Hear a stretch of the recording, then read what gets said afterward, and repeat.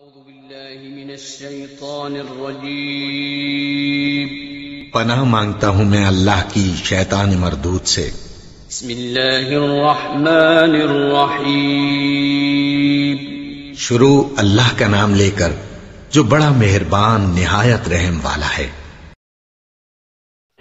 أعوذ بالله من الشيطان الرجيم بسم الله الرحمن الرحيم وإذا طلقتم النساء فبلغن أجلهن فلا تعضلوهن أن ينكحن أزواجهن إذا تراضوا بينهم بالمعروف ذلك يوعظ به من كان منكم يؤمن بالله واليوم الآخر ذلكم أزكى لكم وأطهر والله يعلم وأنتم لا تعلمون والوالدات يرضعن أولادهن حولين كاملين لمن أراد أن يتم الرضاعة وعلى المولود له رزقهن وكسوتهن بالمعروف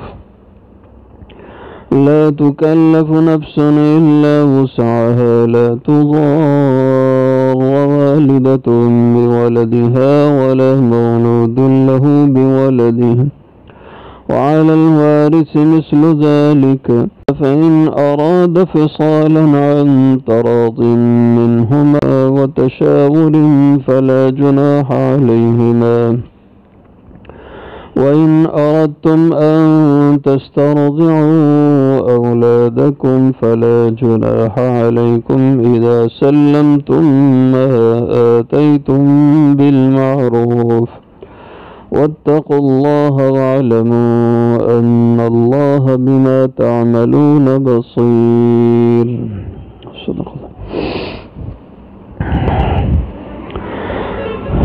وإذا طلقتم اور جب تم طلاق دو النساء عورتوں کو فبلغنا پھر وہ پورا کر چکیں اجلہن اپنی عدت فلا تعضلوہن پس نہ روکو انہیں ان ینکحن یہ کہ وہ نکاح کریں ازواجہن اپنے پہلے خامدوں سے اذا تراضوا جبکہ وہ راضی ہوں بینہم آپس میں بالمعروف اچھے طریقے سے ذالک اس حکم کی یوعظ بہ نصیحت کی جاتی ہے من ہر اس شخص کو کان منکم جو ہو تم میں سے یؤمن باللہ ایمان رکھتا اللہ پر والیوم الاخر اور قیامت کے دن پر ذالکم یہ بات ازکا لکم زیادہ پاکیزگی کی ہے تمہارے لیے وَأَطْهَرُ اور زیادہ ستھرائی کی ہے واللہ یعلم اور اللہ جانتے ہیں وَأَنْتُمْ لَا تَعْلَمُونَ اور تم نہیں جانتے والوالدات اور مائیں بچوں والی عورتیں یرضعن وہ پلائیں اولادہن دودھ اپنی اولادوں کو اپنے بچوں کو حولین 2 سال کاملین مکمل لمن یہ ہر اس شخص کے لیے ہے ارادہ جو ارادہ کرے ان یتم الرضاعہ یہ کہ وہ پورا کرے دودھ پلانے کی مدت وعلی المولود لہ اور باپ کے ذمہ ہے رزقہن ان عورتوں کا ان ماؤں کا رزق ان کی روزی کھانا وکسوتہن اور ان کا لباس بالمعروف ایک دستور اور قاعدے کے موافق لا تکلف نہ تکلیف دی جائے نفس کسی بھی آدمی کو الا وسعها مگر اس کی طاقت کے مطابق لا تضار نہ نقصان پہنچایا جائے نہ تکلیف دی جائے والدہ کو ماں کو بولدہا اس کے بچے کی وجہ سے ولا مولود لہ اور نہ والد کو بولدہ اس کے بچے کی وجہ سے وعلی الوارث اور وارث کے ذمہ ہے مثل ذالک اسی کی طرح اس کے برابر فَإِنْ أَرَادَ پھر اگر یہ ارادہ کریں دونوں ماں باپ فصالاً بچے کا دودھ چھڑانا عن تراض منہم آپس کی رضامندی سے وتشاور اور باہمی مشاورت سے مشورے سے فلا جناح علیہما تو کوئی گناہ نہیں ان پر وَإِنْ أَرَدْتُمْ اور اگر تم ارادہ کرو ان تسترضعوا یہ کہ دودھ پلواؤ تم اولادکم اپنے بچوں کو کسی اور سے فلا جناح علیکم پس نہیں گناہ تم پہ کوئی بھی اذا جب سلم تم حوالے کر چکو ما آتیتم جو کچھ تم نے دینا طے کیا ہو بالمعروف اچھے طریقے سے واتقوا اللہ اور ڈرو اللہ سے وعلم اور جان لو ان اللہ بے شک اللہ تعالی بما تعملون جو کچھ بھی تم کر رہے ہو بصیر دیکھنے والے ہیں۔ طلاق کے مسائل کا بیان چل رہا ہے۔ اب یہاں بچوں کو دودھ پلانے کے حوالے سے کچھ مسائل کا تذکرہ ہے، اور پہلی آیت مبارکہ میں عورتوں کی عدت کے حوالے سے بات ہے کہ جب عورتیں عدت پوری کر لیں اب عورتوں کو دوسری جگہ نکاح کرنے میں ان کی رائے کو ضرور شامل کرو۔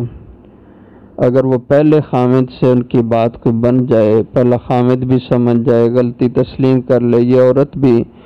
اس کو قبول کر لے، تو پہلی ترجیح یہی ہو کہ پہلے خامد سے یہ عورت نکاح کرنا چاہے تو کر لے، رکاوٹ نہ بنائی جائے۔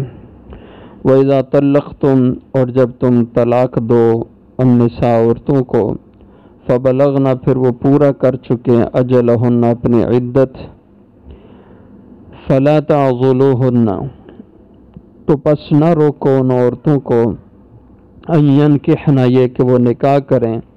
ازواجہن اپنے پہلے خامدوں سے جن سے طلاق ہوئی اذا تراضوا جب وہ راضی ہو جائیں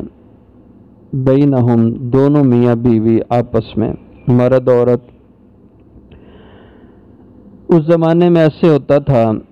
اور آج بھی ہمارے معاشرے میں ایسے ہی ہے کہ جب کسی مرد نے کسی عورت کو طلاق دے دی، اب طلاق کے بعد عدت گزر گئی اور پھر دونوں مرد عورت ان کو ہوش آئی کہ ہم سے غلطی ہوئی، اور ایسا یقیناً ہوتا ہے جب کچھ وقت گزرتا ہے پھر اپنی غلطیاں آدمی کے سامنے آ جاتی ہیں۔ مرد کو بھی پتہ چلتا ہے میں نے یہاں غلطی کی، عورت بھی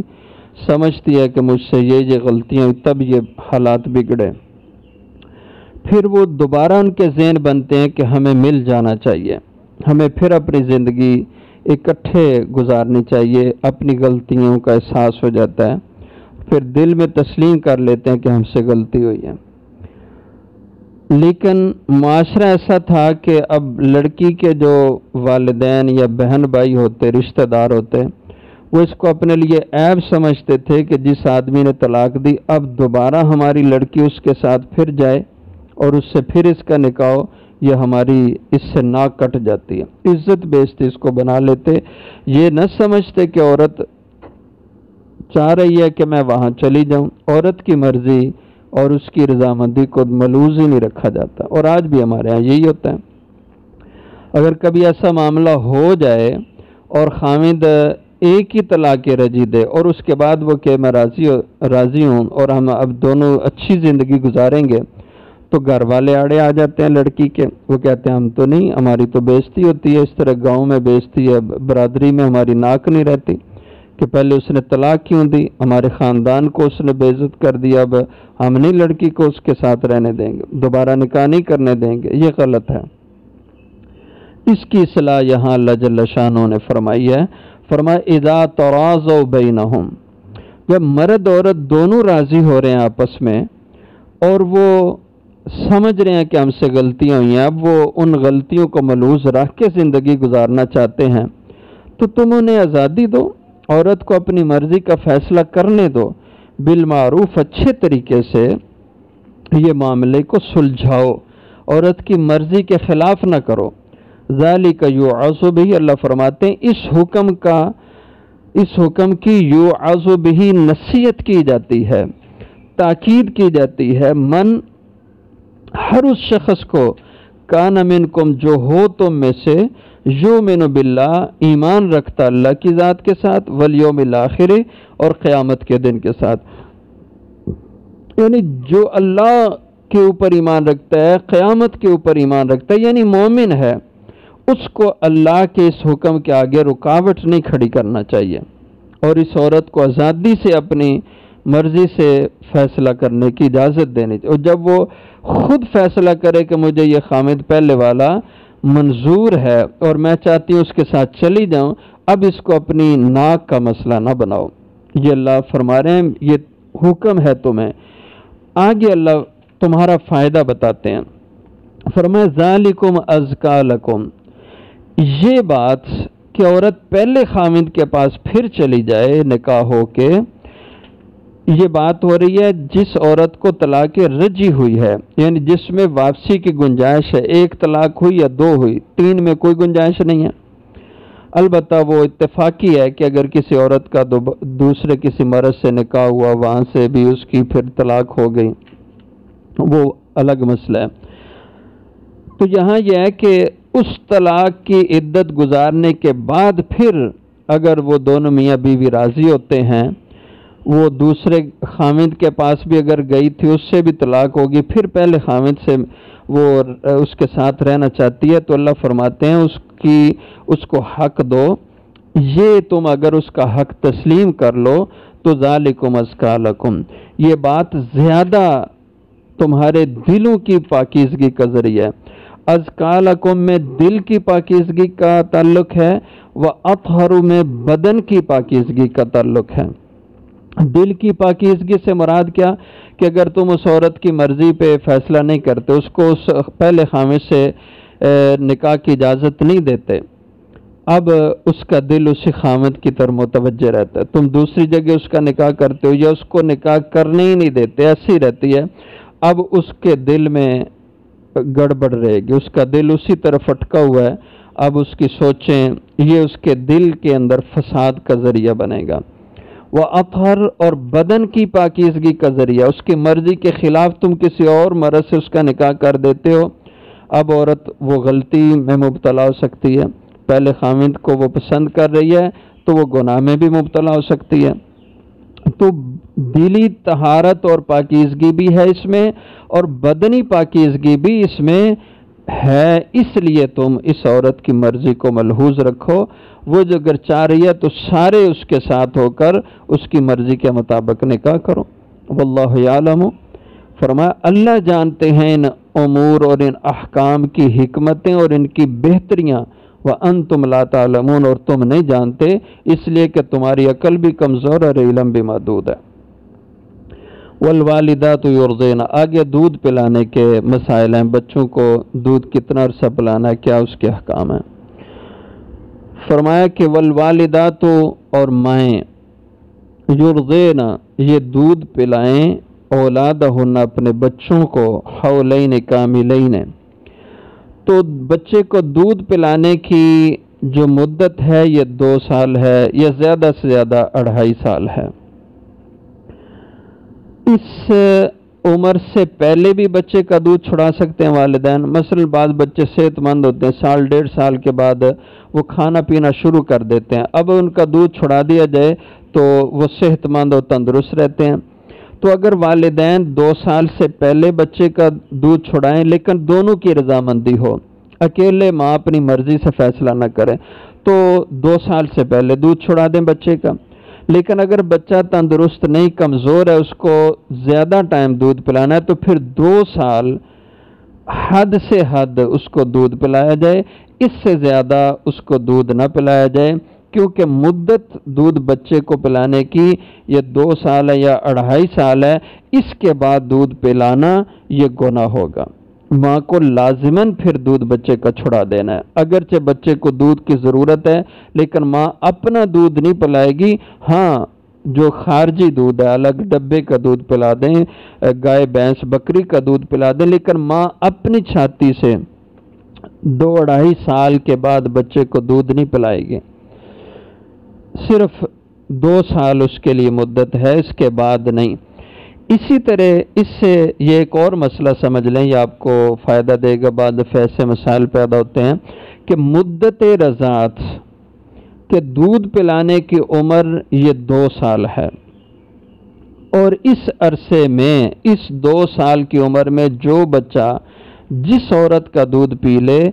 وہ عورت اس بچے کی ماں بن جاتی ہے۔ حقیقی ماں نہ بھی ہو، کوئی بھی عورت دودھ پلا دے وہ اس کی ماں دودھ پلانے کی، یعنی رضائی والدہ اس بچے کی بن جائے گی، جبکہ 2 سال کی عمر کے بیچ دودھ پلائے۔ اگر اس کے بعد کی عمر میں بچے کو کسی عورت نے دودھ پلایا، 3 سال کا، 5 سال کا، 10 سال کا، 15 سال کا بچہ، اس 2 سال کے بعد اگلی عمر میں کسی عورت نے کسی بچے کو دودھ پلا دیا تو اس سے رضاعت کا رشتہ ثابت نہیں ہوتا، وہ عورت اس لڑکے کی، بچے کی یا بچی کی ماں نہیں بنے گی اور اس سے اس کا دودھ کا رشتہ قائم نہیں ہوگا۔ یہ بات ذہن میں رکھ لیں۔ بعض دفعہ مسائل پیدا ہوتے ہیں، وہ جی فلاں عورت نے فلاں بچے کو دودھ پلایا تھا تو اس کا کیا مسئلہ ہے؟ تو دودھ پلانے کی جو عمر ہے وہ 2 سال ہے، اس عمر میں دودھ جو عورت پلائے، جو بچہ دودھ پیے، اس سے رشتہ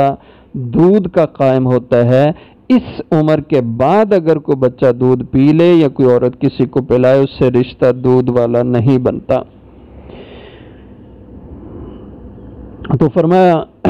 والوالدات یرضعن اولادہن، مائیں دودھ پلائیں اپنی اولاد کو، بچوں کو، حولین کاملین، 2 سال کامل۔ لمن ارادہ، یہ اس شخص کے لیے ہے جو ارادہ کرے، ان یتم الرضاع، یہ کہ وہ پورا کرے رضاعت کو، یعنی دودھ پلانے کی مدت کو۔ وعلی المولود لہ رزقہن، تو جتنا عرصہ دودھ پلائے گی عورت، 2 سال، 1.5 سال، اتنا عرصہ عورت کو دودھ خوشی سے اور اپنی جو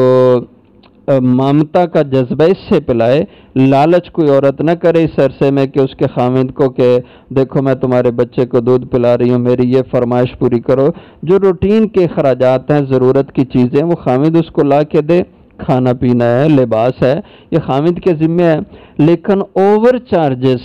کہ میں دودھ پلا رہی ہوں اس لیے میرے مہینہ وار تو مجھے اتنے پیسے دیا کر، ایسے بھی کوئی معاملہ کسی کا ہو سکتا ہے، یہ عورت کو اس طرح کرنے کی اجازت نہیں ہے۔ صرف اتنا ہے کہ اس کے کھانے پینے اور لباس کا ہمارا ذمہ دار ہے، وہ پوری کرے۔ وعلی المولود لہ، اور باپ پر، یعنی جس کا بچہ ہے، رزقہن، ان عورتوں کا جو اس بچے کی ماں ہے، ان کا کھانا، وکسوتہن، ان کا لباس، کپڑا، وہ اس کے ذمہ ہے، وہ اس کو پورا کرے گا، بالمعروف، اچھے طریقے سے، دستور کے مطابق، یعنی جتنی اس مرد کی استطاعت ہے وہ اپنی استطاعت کے مطابق بیوی کا خرچہ، بچے کا خرچہ وہ پورا کرے۔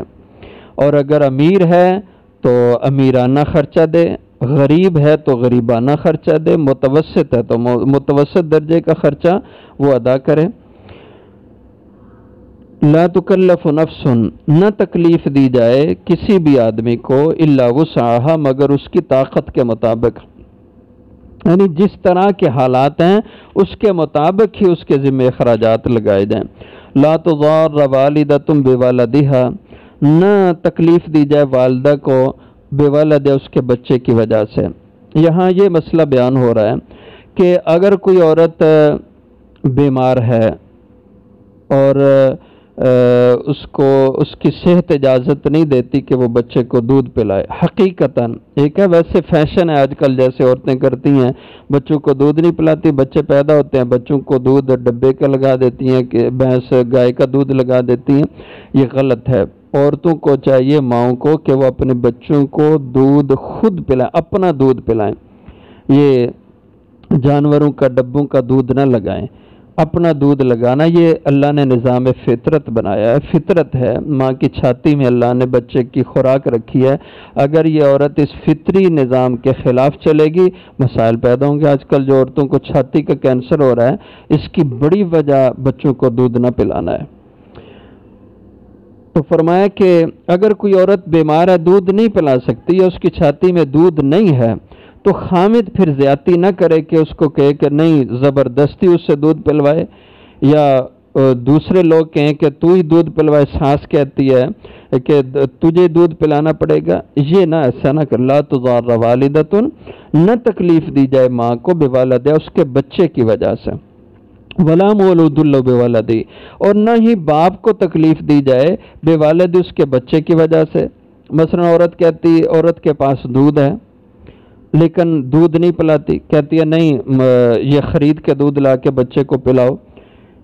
تو یہ باپ کو تکلیف میں مبتلا کرنا ہے، اس کے اوپر اضافی بوجھ خرچہ ڈالنا ہے، اور اس کی عورت کو اجازت نہیں۔ جب اللہ نے اس کی چھاتی میں دودھ رکھا ہے،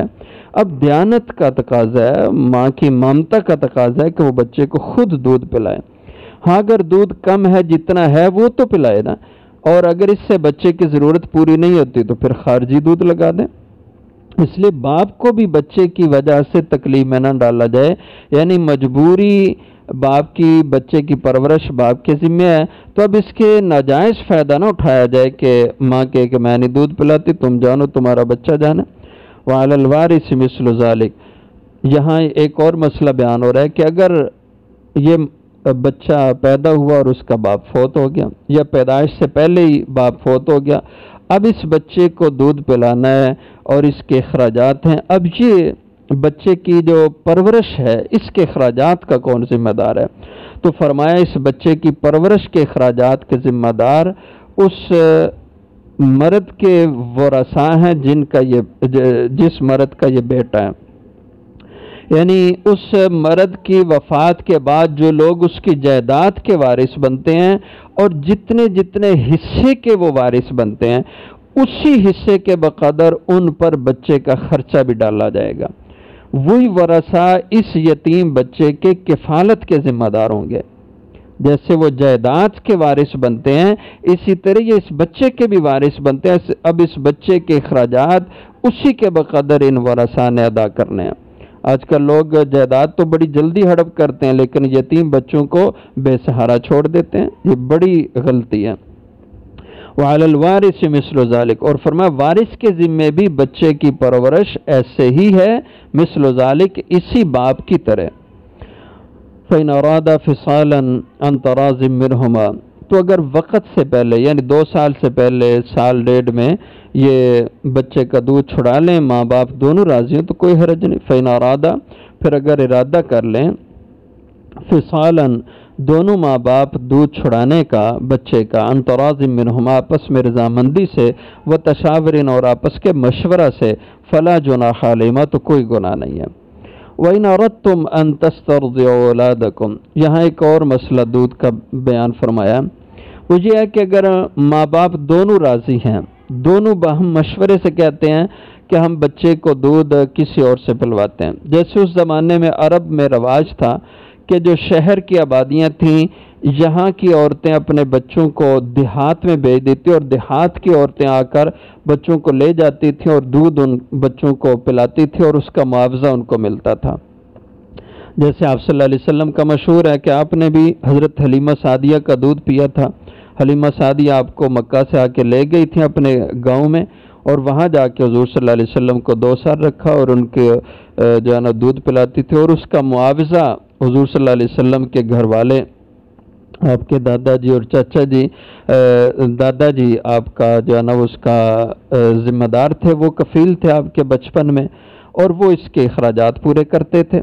تو یہ عرب میں اس وقت رواج تھا۔ تو اگر کوئی ایسا کرنا چاہیں لیکن دونوں راضی، ماں باپ دونوں کی رضامندی، ماں بھی رضامند ہے اور باپ بھی کہتا ہے ٹھیک ہے میں خرچہ ادا کروں گا، آپ کسی اور عورت کے ذمہ لگا دو۔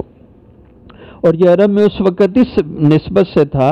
کہ جو دیہاتوں میں عربی زبان بولی جاتی تھی وہ بڑی فصیح ہوتی تھی، تو ایک رواج پڑ گیا تھا کہ چونکہ شہر میں زبان وہ مخلوط ہو جاتی ہے، خالص نہیں رہتی۔ دیہاتوں کی زبان وہ خالص زبان ہوتی ہے، اس لیے وہاں عرب میں یہ رواج تھا، دیہاتوں میں بچوں کی پرورش، دودھ پلانا دیہاتوں میں بچوں کا رواج تھا۔ حضور صلی اللہ علیہ وسلم کو بھی اسی نسبت سے بھیجا گیا تھا۔ تو آج کے دور میں بھی اگر کوئی ایسا کرنا چاہیں، میاں بیوی دونوں راضی ہو جائیں، بچے کو کسی اور عورت کا دودھ پلانا تو اجرت اس کی طے کر لیں تو ٹھیک ہے۔ وَإِنْ أَرَدْتُمْ، اور اگر تم چاہو ان تسترضعوا، یہ کہ دودھ پلواؤ تم اولادکم اپنے بچوں کو کسی اور عورت سے، فلا جناح علیکم، تو کوئی گناہ نہیں تم پہ، اذا جب سلمتم تم دے دو، حوالے کر دو، ما آتیتم وہ اجرت وہ معاوضہ، آتیتم جو تم نے مقرر کیا، طے کیا ان عورتوں سے، بالمعروف دستور اور قاعدے کے مطابق، یعنی برابر اس عورت کو خرچہ بچے کو دودھ پلانے کا تم ادا کرتے رہو تو ٹھیک ہے، کوئی حرج نہیں، لیکن ایسا نہ ہو کہ بچے کو دودھ پلواؤ اور اجرت جو طے کی ہے وہ پوری نہ ادا کرو، یہ زیادتی ہوگی۔ واتقوا اللہ، ڈرو اللہ سے، یعنی جتنے بھی اللہ کے احکامات ہیں یہاں بیان ہوئے ہیں یا اور احکام ہیں، ان میں اللہ کی ذات سے ڈرو اور کسی حکم میں رد و بدل نہ کرو، حکم الہی کی خلاف ورزی نہ کرو، وَاعْلَمُوا، اور جان لو، ان اللہ، بے شک اللہ جل شانہ، بما تعملون، جو کچھ بھی تم آج کر رہے ہو، بصیر، اسے دیکھ رہے ہیں، تمہارا ایک ایک عمل، ایک ایک حرکت تمہاری اللہ کی نگاہ میں ہے، اور کل اللہ نے اس کا تم سے حساب لینا ہے، اس لیے عمل ایسے کرو جو اللہ کی پسند اور رضا کے ہیں، اور ایسا عمل نہ کرو جو اللہ کی ناپسندیدگی کا ہے، اللہ کی ناراضگی کا سبب بننے والا ہے۔ وآخر دعوانا